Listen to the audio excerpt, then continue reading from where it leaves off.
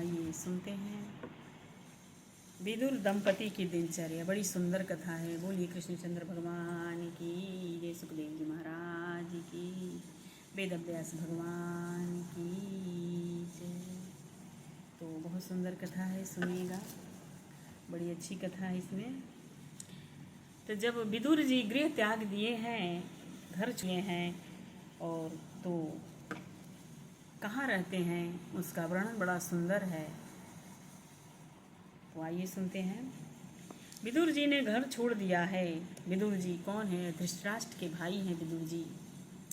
हस्तिनापुर में गंगा के किनारे छोटी सी एक झोपड़ी में विदुर जी और विदुर जी की पत्नी साथ में भक्ति करते हैं और रहते हैं। पति पत्नी ने ऐसा कार्यक्रम बना लिया कि मन संसार के किसी विषय में जाए ही नहीं। ऐसा उन्होंने अपनी दिनचर्या बना ली कि एक क्षण भी उन लोगों को मौका नहीं मिलता मन का कि वह संसार की तरफ सोच सके। मन आपका नौकर है। यह नौकर बड़ा तूफानी है। इसको किसी अच्छे काम में लगा देना चाहिए। हम लोगों को भी किसी अच्छे काम में लगाना चाहिए, क्योंकि मन, जब तक हम मन को अपने संभाल के रखते हैं तब तक रहता है। अगर मन का लगाम हम छोड़ देते हैं तो वो बिगड़ता जाता है, नहीं तो वह गड्ढे में फेंक देगा। किसी अच्छे काम में नहीं लगाएंगे तो तन और मन को किसी भी सत्कर्म में लगा दो, नहीं तो मन पाप करेगा ही करेगा। मन खाली होता है तब वह तरह तरह का विचार करता है, खराब विचार करता है। तो पति पत्नी ने कार्यक्रम ऐसा बना लिया कि एक क्षण भी मन को संसार में नहीं जाने देते हैं विदुर जी और उनकी पत्नी जी। आपका मन भी पाप करता है, क्योंकि मन ही पाप करता है। वह आपकी प्रेरणा से करता है।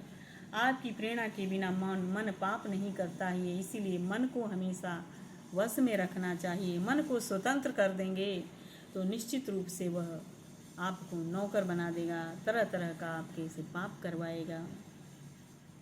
तो पति पत्नी ने ऐसा नियम बना लिया है कि वह प्रातः काल में 3 घंटे तक नारायण का ध्यान करना है। उनको मेरे भगवान का श्रीअंग है ऐसा बोल के, मेरे भगवान के नख कैसे हैं, मेरे भगवान के बाल कैसे हैं, मेरे भगवान की उंगली कैसी है, भगवान के एक एक अंग को आँखों में बसा करके और मन को स्थिर करना ही ध्यान कहते हैं। तो ऐसा ध्यान विदुर जी और उनकी पत्नी प्रतिदिन करते हैं। संसार का ध्यान करने से मन बिगड़ता है। बहुत दान देने से बिगड़ा हुआ मन शुद्ध नहीं होता है कि हम बहुत दान दिए हैं तो हमारा मन शुद्ध है, हमारा विचार शुद्ध है। ऐसा नहीं है। अगर जब तक आपका मन पवित्र नहीं है, मन अशुद्ध है, तो चाहे आप कितना भी दान दे दीजिए, आपका मन शुद्ध नहीं हो सकता है। विदुर जी पत्नी सहित 3 घंटे नारायण का ध्यान करते हैं। फिर 3 घंटे तक बालकृष्ण लाल जी की पूजा करते हैं। जंगल में फूल तुलसी ले आते हैं, भगवान को फूल से श्रृंगार करते हैं, विष्णु सहस्र नाम का पाठ करते हुए श्री कृष्ण जी के चरणों में तुलसी अर्पण करते हैं। मन से सुंदर सामग्री बनाते हैं, क्योंकि उनके पास कोई धन तो था नहीं, अन्न भी बहुत नहीं थे। तो मन से सुंदर सुंदर सामग्री भगवान को भोग के लिए बनाते हैं और आँख बंद करके दर्शन करते हुए भोग लगाते हैं कि मेरे बाल कृष्ण धीरे धीरे भोजन कर रहे हैं। वह 3 घंटे तक पूजा करते हैं। पूजा करने के बाद 3 घंटे तक विदुर जी भगवान को प्रसन्न करने भजन करते हैं, कीर्तन करते हैं। हरे कृष्ण कृष्ण कृष्ण हरे हरे, हरे राम राम राम हरे हरे, हरे कृष्ण कृष्ण कृष्ण हरे हरे, हरे राम राम राम हरे हरे, हरे कृष्ण कृष्ण कृष्ण हरे हरे, हरे राम राम राम हरे हरे। और ऐसे कीर्तन करते हैं विदुर जी और उनकी पत्नी। कीर्तन करते हैं। कीर्तन होने के बाद भगवान के सन्मुख विदुर जी कथा कहते हैं। भगवान की कथा भगवान को सुनाते हैं कि मेरे भगवान श्रोता हैं और मैं वक्ता हूँ। भगवान के सन्मुख कथा करते हैं। कथा, कीर्तन, पूजा, जप, ध्यान, दिन भर यह सत्कर्म करते हैं। मन को पाप करने का समय ही नहीं मिलता विदुर जी के। ऐसा विदुर जी ने अपनी दिनचर्या बना ली है। इसी इसी तरह हम सबको भी अपनी दिनचर्या बनानी चाहिए। ये भागवत कथा कहती है, मानव जब मन को पाप करने का अवसर देता है तभी पाप होता है। 1 मिनट भी मन को पाप करने का अवसर देना ही नहीं चाहिए। एक बार मन को पाप करने की आप छूट दे देंगे तो मन फिर मानेगा नहीं, वह बार बार पाप करने के लिए आतुर होगा, उसे पाप करने में आनंद आएगा और फिर पाप नहीं छूटेगा। अपने मन को आपको ही संभालना है, वह दूसरा कोई नहीं संभाल सकता है। पति पत्नी ने ऐसा कार्यक्रम बना लिया है कि 1 मिनट भी मन को संसार में नहीं जाने देते हैं। पांडव वन में भक्ति करते हैं और विदुर जी हस्तिनापुर में गंगा के किनारे झोपड़ी में रहकर भक्ति करते हैं। उधर पांडव वन में हैं और इधर हस्तिनापुर में गंगा के किनारे विदुर जी अपनी पत्नी के साथ भगवान की भक्ति करते हैं। और जब ये बात धृतराष्ट्र सुने हैं कि मेरे भाई गंगा के किनारे रह रहा है, घर में 1 पैसा भी नहीं है, उसको खाने पीने के लिए कुछ नहीं है, उसे भीख मांगना पड़ेगा, तो विदुर जी ने अपने सेवकों से कह करके गाड़ी में सब अन्न वस्त्र सारे कुछ सामग्री भर करके भिजवाते हैं और सेवकों से कहते हैं कि हमारा भाई गंगा के किनारे झोपड़ी में रह रहा है, उसको दे के आ जाओ। वहाँ ले करके जाते हैं तो सेवक कहते हैं विदुर जी से कि ये आपके भाई ने भेजा है, यह सब आपके लिए है। तो विदुर जी को पापी धृतराष्ट्र का अन्न लेने की इच्छा नहीं होती है, लेकिन वह अपनी पत्नी की परीक्षा लेते हैं, क्योंकि पत्नी भी साथ में है, क्या पता उनका मन करे कि भाई वहाँ तो भूख की सामना करना पड़ता है, भूखे भी रहना पड़ता है, तो अन्न आए हैं तो हमारा धर्म पत्नी से भी बनता है कि एक बार हम पूछ लें। तो पत्नी की परीक्षा लेने के लिए विदुर जी कहते हैं कि मेरे भाई ने भेजा है, इस अन्न को घर में रखो। पत्नी ने कहा ये अन्न पेट में जाएगा तो मन बिगड़ जाएगा, भक्ति नहीं होगी।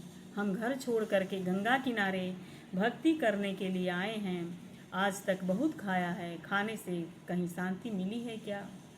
गंगा किनारे हम खाने के लिए नहीं आए हैं, भक्ति करने के लिए आए हैं।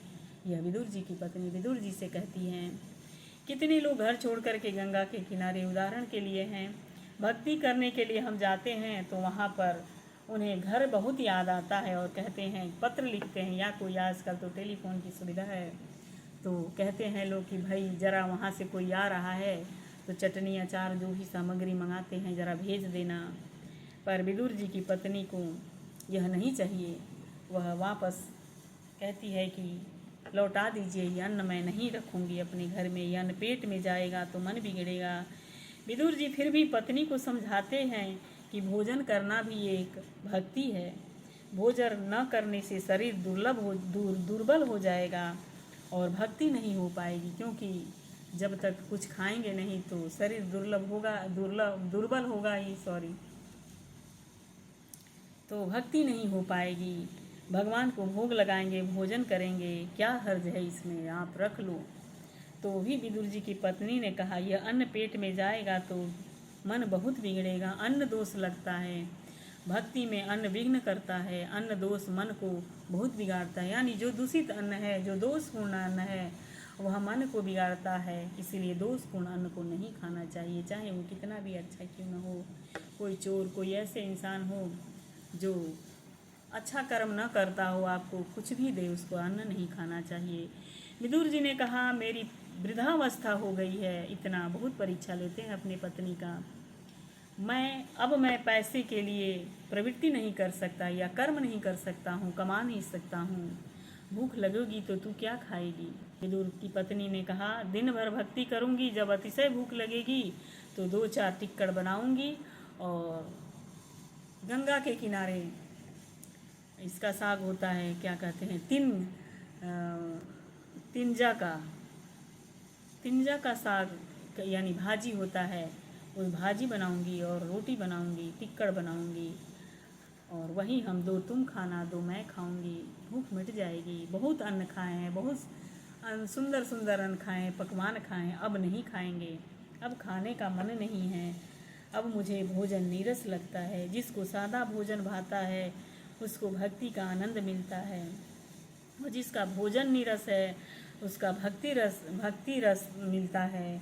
जिसका भोजन बहुत सरस है उसका भजन नीरस होता है। इसीलिए भोजन नीरस हो तो अच्छा है, भजन सरस होगा। हाँ, जीव को मन को समझाने की शांति करनी चाहिए। भजन तभी होगा जब शुद्ध अन्न खाएंगे। तो इसीलिए वह बहुत समझाती हैं विदुर जी की पत्नी विदुर जी को। विदुर जी तो उनकी परीक्षा लेते हैं। तो ऐसे पति पत्नी ने ऐसा निश्चय किया कि धृतराष्ट्र का अन्न नहीं लेते हैं। पांडव वन में भक्ति करते हैं और विदुर जी हस्तिनापुर में गंगा के किनारे झोपड़ी में रह करके भगवान की सतत भक्ति करते हैं। बोलिए कृष्णचंद्र भगवान की जय। ये कथा बड़ी सुंदर है, हम सबको सुनना चाहिए। क्या पता कभी मन हमारा भी थोड़ा सा भी भगवान बदल दें, ताकि हम लोगों का भी मन आचार विचार थोड़ा शुद्ध हो जाए। हम तो ऐसे ही पापी संसारी हैं। तो बड़ी सुंदर कथा है, एक बार अवश्य सुनिए। बोलिए कृष्णचंद्र भगवान की जय। कोई कथा में गलती हो तो क्षमा कीजिएगा, क्योंकि बोलने आता नहीं है, बस बाँच देती हूँ, मेरा मन करता है तो इसलिए क्षमा चाहती हूँ। और आगे की कथा है धृतराष्ट्र का कपटपूर्ण व्यवहार। कपटपूर्ण व्यवहार है तो हम दूसरे वीडियो में इसको बना के डालेंगे।